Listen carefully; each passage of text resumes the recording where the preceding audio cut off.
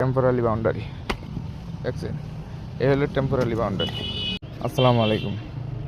এই যে অনেক সময় জায়গা যে বেচা কিনা করে টেম্পোরারি যে বাউন্ডারিগুলো, আপনি যদি দেখেন বাউন্ডারি টেম্পোরারি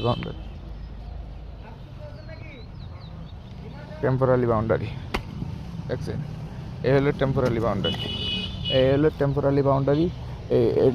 এটার ভরসা করে যদি যে না এটা নিচের থেকে উঠছে আমি এটার উপরে 5 ইঞ্চি গাঁথনি করবো, তা হবে না। আমার যেরকম এই যে প্রবাসী ভাই জায়গা কিনছে, সে এটা কিন্তু ভেঙে ফেলছে। এটা ভেঙে সে নতুন করে বাউন্ডারি দিতেছে। এই যে আমরা 10 ইঞ্চি ইটের বাউন্ডারি, তাও কত নিচে থেকে আপনি যদি একটা বার দেখেন, এই যে মেন রোড, হ্যাঁ, কমপক্ষে আমরা মাটিটা কাটছি হলো 2.5 ফিট। 2.5 থেকে প্রায় আমরা গাঁথনি কাটছি প্রায় 1 2 3 4 5 6 7 8 9 10 11 12 3 ফিট অলরেডি গাঁথনি করে ফেলেছি।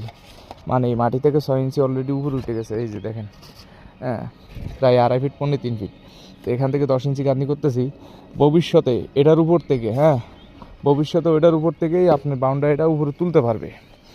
আর যদি এরকম এখান থেকে যদি মনে করেন 5 ইঞ্চি গাঁথনি করে, ওই গাঁথনি টেকসই হবে না। এটা হলো লাস্ট কী জানেন, এটা হলো জায়গা বেচা কিনার করার জন্য টেম্পোরারি ওনারা হলো প্লট আকারে প্লট বানাইছে। এই যে প্লট বানাইছে টেম্পোরারি, 2টা 5 দিছে, একটা নিচে 10 দিছে, টেম্পোরারি একটা প্লট দিছে প্লট বিক্রি করার জন্য। এই যে প্লট বানাইছে। তো এখান থেকে সরাসরি ওয়াল তোলা যাবে না। আপনারা যদি ওয়াল তুলেন, এগুলো ভেঙে নতুন করে আমাদের মতো করতে হবে। যেমন আমার প্রবাসী ভাই এখানে 10% জায়গা কিনছে। 10% জায়গা, বাজার মূল্য মনে করেন 12 লক্ষ করে হিসাব করেন। অনেক টাকার সম্পদ, অনেক টাকার জায়গা। এখন এই বাউন্ডারি করবে উনি, যদি ভালোভাবে না করে 2 দিন পরে যদি ভেঙে পড়ে যায়, তাহলে লাভ কী? সেজন্য একটু টাকা বেশি গেলেও ওনার কথা হলো, ভাই আমি আরসিসি করবো না, তবে বাউন্ডারির নিয়ম হলো আরসিসি করাটাই সবচেয়ে বেটার। উনি বলতেছে আমি আরসিসি করবো না, আমাকে ব্রিক করে দেন, একটু নিচে থেকে করে দেন। সেই হিসেবে মনে করেন নিচ থেকে করে দিতেছি। এই গাঁথনিটা আরও উঠবে, আরও 1 ফিট উঠবে, আরও 1 ফিট উঠাবো, তারপর হলো 5 দেবো। মোট 10-এর গাঁথনি হবে প্রায় 4 ফিট। 10-এর গাঁথনি প্রায় 4 ফিট।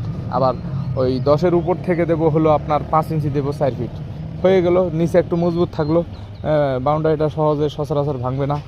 তাই নর্মাল বাউন্ডারি করে লাভ কি? 2 দিন পরে পড়ে যাবে, এই বাউন্ডারি করে লাভ কি?